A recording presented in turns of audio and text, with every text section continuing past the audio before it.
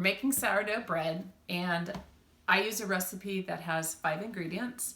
It has a sourdough starter, water, flour, molasses, and salt. So it's just five ingredients. And the very first one that all sourdough bread has would be your starter. And my starter is, I keep in a Tupperware. I had it in a mason jar to start with, and this just is easier to clean up. And it does have a little hole in the top and a little piece of screen that John put underneath there so that it gets some oxygen in there. Poppy is the name of my starter because she populates. And so she gets fed with equal parts flour and water in the morning, and then I also feed her at night. That's when I'm making bread often, and I'll show you how to do that in a little bit. But I fed her this morning already, and so I want you to see what she looks like, because she gets super bubbly. She'll like rise up, and then she starts to fall. And so you can see that she's already fully risen up. And when you get this liquid on top like this, that's just alcohol and some water. And that just means she's on the falling stage right now. So, but you can also see like when it's kind of like stringy, that's like just perfect. So I usually right now, I just like will mix her up a little bit, and then we're going to use her for as one of the ingredients for making poppy. Most bakers will, when they make bread, particularly sourdough, use a scale and will measure everything on the scale. And there's a lot of different sourdough recipes. So really all you need is the starter, and then you can look up any recipe you want. I don't use a scale. I just kind of wing it and use measurements. And a lot of like, I just kind of judge the texture now.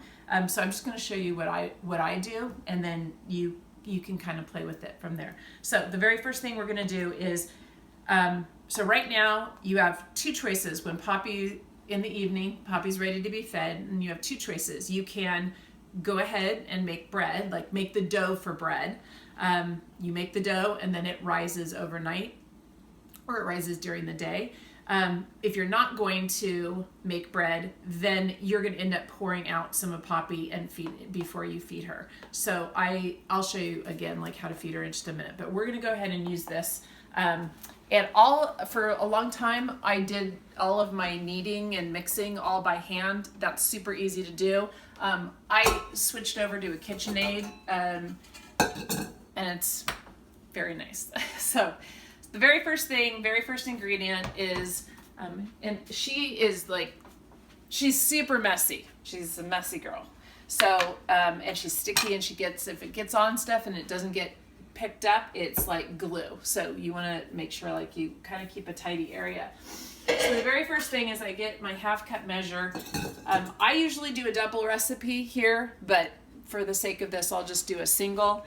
So I have my half cup measure. I'm making 1 loaf, and that can be divided into like 2 medium sized loaves, or sometimes I'll divide it into quarters and do like 2 or 4 little like poppy rolls, kind of, for like soups to go in, things like that. You know, whatever you want. But I'm just going to do 1 loaf right now, so the measurements are easy. Like I said, though, this easily fits to if I double it. So the first thing I'm going to do is just going to pour a half a cup in here, and she's very dependent on the weather. She rises faster when it's warm. So I will actually just take it down just a little bit less than a half a cup. I know that's kind of a weird measurement, but that just seems about right lately. Sometimes I have to adjust that. So I'm just going to pour that in my bowl. And so that's a little less than a half a cup of your starter. And then I'm going to push her back there. And then the next thing is I'm going to put 1.5 cups of cold water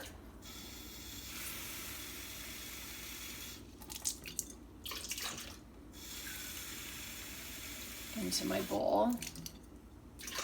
So that's the second ingredient. And she gets a teaspoon of salt.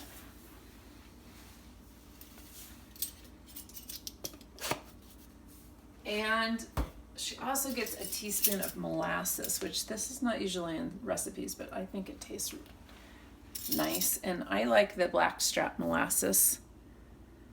I don't know how much it really matters, but it's what I've used from the beginning for the last couple of years. And I just kind of pour it in there. Now, again, this is the way I cook. I don't, unfortunately, use recipes. John's always telling me that I need to update stuff, but I kind of wing stuff. So you can see a lot of the molasses just hangs on there.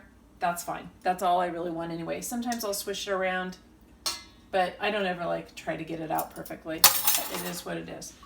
And then I just give this a little bit of a stir. So now I've got all 4 ingredients. I've got my starter, and you can see the starter kind of mixed in there. It's kind of stringy. Starter, molasses, salt, and water. And I have my dough hook on my KitchenAid. And I might give it just like a few seconds of stirring. Not too much though. And then I'm going to come over here and I'm going to get my cup measure, and it's about 3 3/4 cup of flour that goes in for a loaf of bread. So what I like to do is, if you're doing it by hand, I do it the same way. I put in, I'm going to throw in 3 cups.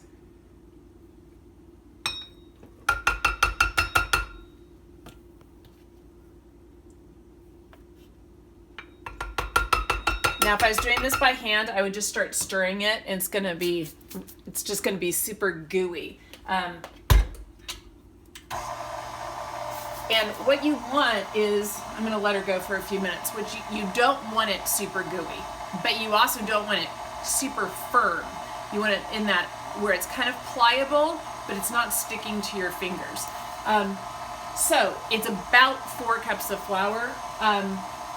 If you end up putting in too much flour, then after it rises for anywhere from 8 to 12 hours, however you want to long you want to let it rise, you'll see like little crusties on it. And I've never had a piece of coffee I didn't like, so I guess it doesn't really matter.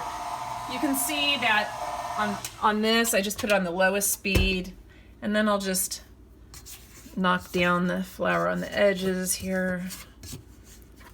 You can see it's just super sticky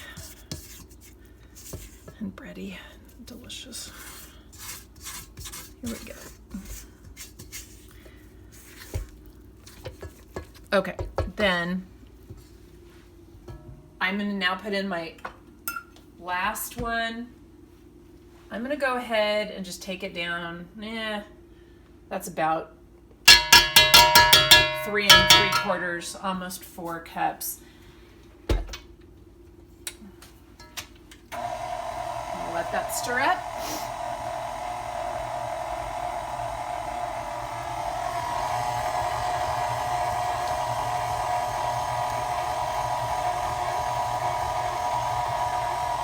You can see as it's going, it's just like keeps kneading it, and it just like is working in all the flour.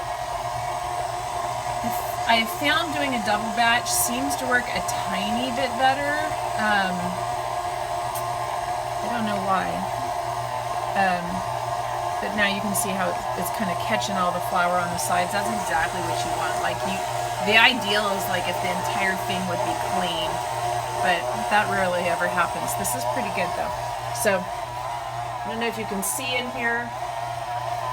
The edges are almost all pulled away, so I don't want to overmix, so I'm going to turn it off. And now this is kind of where I judge. This to me looks like it could use a little bit more flour. Usually I can go like this, and if it's like not sticking too much to my hands, like this is too wet still. So the thing with the wet dough is we could use this, it's just going to need less time to rise. And like if I let this rise overnight and I got it tomorrow morning, it would be so soft and squishy that I'd end up more getting like a pizza dough out of it.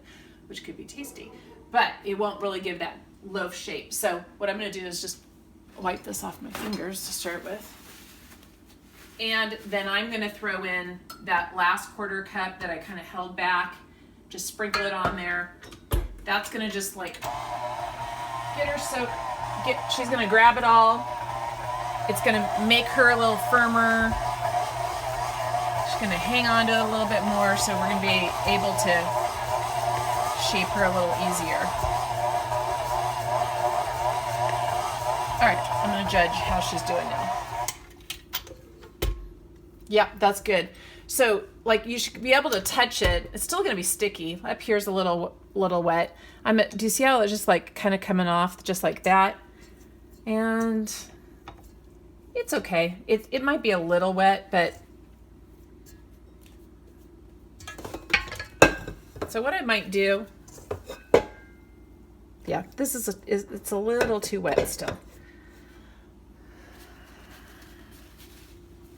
So maybe I didn't put in exactly 4 cups. So that's the deal. Use 4 cups. Let's just say use 4 cups. And this is why people like to measure with a scale instead of just touch and feel.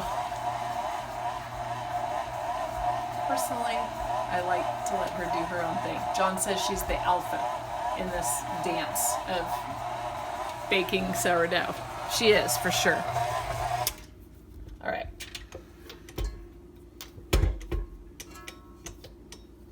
See, I'm pulling that off, and that's nice, way cleaner.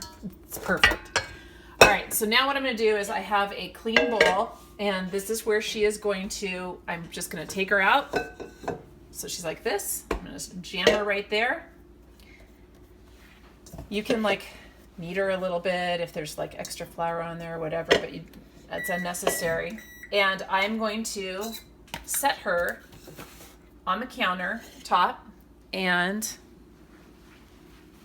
let me clean off my hands. Normally I would wash my hands, but I am going to wash my hands. Get this off to show you the next step. So that's the actual dough for Poppy. Now what we have to do is that dough has to rise up, and she's going to rise overnight. Usually I will make the dough after dinner sometimes. She rises overnight, then I'll bake in the morning, make more dough in the morning, bake again at night if that's when I'm baking a lot of bread. But I just put a clean towel right on top of her like that, and then she'll just sit there until I'm ready to bake her. So that's that. That's how you make the dough. So the next thing I'm going to do is show you how to feed Poppy now. Because if my dough's sitting here overnight, Poppy still needs to be fed morning and night, as long as I'm baking bread. Even if I am making bread only at night, or making dough only at night, she still needs to be fed. And I'll go like a week and not make bread, but Poppy still gets fed during that whole time. If I decide I am gonna not bake bread for a couple weeks, then that's when I put her to sleep. So that's gonna be the next thing I show you.